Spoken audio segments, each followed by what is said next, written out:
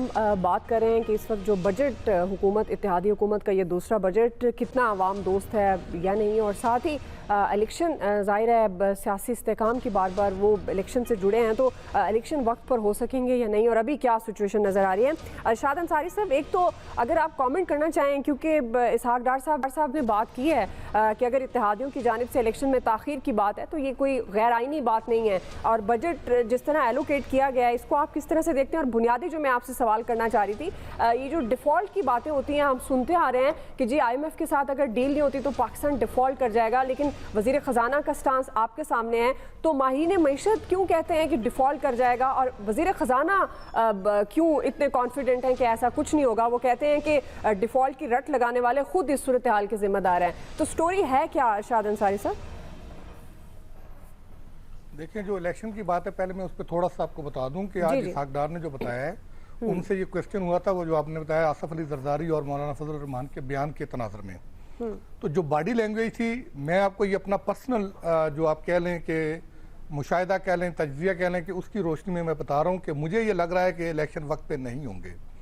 ये बजट की एलोकेशन 47 अरब रुपए उन्होंने मांगे थे, उसमें से 5 अरब रुपए पहले ही गवर्नमेंट जो है वो फ्राहम कर चुकी थी, और 42 अरब और गालबन 50 करोड़ रुपए अब इस बजट में एलोकेट किए गए हैं। इसहाक डार से जब क्वेश्चन हुआ था तो उनका ये कहना था कि हमने, हुकूमत ने कोई ऐसा बयान नहीं दिया कि हम इलेक्शन को आगे लेके जा रहे हैं, ये दो हमारी अलाई पार्टीज़ हैं, हम उनको डिक्टेट नहीं कर सकते, उनका कोई गैर आइनी जो है वो ये बात नहीं है। जब इलेक्शन की डेट आएगी उस वक्त क्या सिचुएशन डेवलप होती है, उस सिचुएशन के तनाज़ुर में इलेक्शन कमीशन ऑफ पाकिस्तान जो है ये फैसला करेगा। तो लिहाजा मुझे ये लगता है कि ये आप कह लें कि मेरी छठी हिस्स ये कहती है कि इलेक्शन को शायद ये अपने टाइम पे नहीं हो पाएंगे, ये थोड़ा आगे चले जाएंगे। और दूसरा उन्होंने ये भी बताया था कि ये जो 42 अरब रुपए रखे हैं इलेक्शन कमीशन के लिए, ये सिर्फ इलेक्शन के लिए नहीं होंगे, इसमें से वो अपनी इलेक्शन कमीशन ऑफ पाकिस्तान अपनी जो इस माली साल की जो रिक्वायरमेंट है बजटरी अपने एक्सपेंडिचर्स की रूटीन की, वो भी पूरे करेगा। और दूसरी जो बात आपने की डिफ़ॉल्ट की, देखिए इसमें जो इकोनॉमिस्ट बात करते हैं वो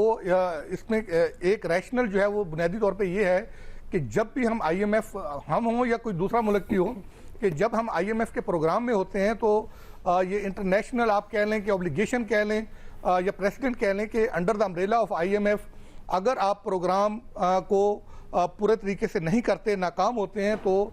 फिर IMF हमारी हेल्थ इकोनॉमी की जो है उसको डिटरमिन करता है। उस हेल्थ के डिटरमिन करने के तनाज़ुर में जो दूसरे डोनर ममालिक होते हैं या इदारे होते हैं वो हमें बजटरी फाइनेंसिंग या सपोर्ट फराहम नहीं करते। इसी तरह इन्वेस्टर जो है वो हमारे जो इकोनॉमी की जो सूरत हाल है उस पर एतमाद नहीं करता, हमारी पोर्टफोलियो इन्वेस्टमेंट भी रुक जाती है, FDI भी रुक जाती है, और बाकी ओवरऑल फिर जो हमारी लोकल इन्वेस्टमेंट होती है वो उस पर भी असरअंदाज होती है। ये सारा उस तनाज़ुर में बात होती है। मामूल के हालात में ये बात इकोनॉमिस्ट की ये बिल्कुल दुरुस्त है कि अगर IMF का प्रोग्राम ना हो तो हम डिफ़ॉल्ट की तरफ जा सकते हैं। लेकिन मैं आपको बताऊं कि जो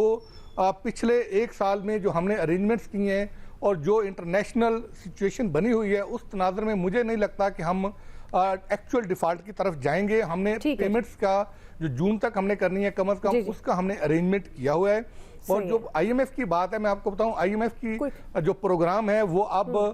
टेक्निकल नहीं रहा, या आप जिसको जो कहते हैं एडमिनिस्ट्रेटिव नहीं रहा, ये उससे कहीं आगे जाके जो इंटरनेशनल पॉलिटिक्स हो रही है ये उस तनाज़ुर में चला गया है। और इसका जो फैसला होना है वो भी इंटरनेशनल पॉलिटिक्स के तनाज़ुर में ही होना है। बाकी जहाँ तक IMF की कंडीशंस का सवाल है वो हम वैसे काफी देर पहले मेरे पास वक्त खत्म हो रहा है, मैं क्विकली बाकी लोगों को भी शामिल कर लूं। रमीज, आपको क्या लगता है कि वाकई जिस तरह अरशाद अंसारी साहब भी कह रहे हैं कि उनकी छठी हिस्से कह रही है कि इलेक्शन वक्त पर नहीं होंगे, आपको लगता है कि इलेक्शन वक्त पर होंगे, या फिर ये क्या फिर निगरान सेटअप, और वही बात है फिर एक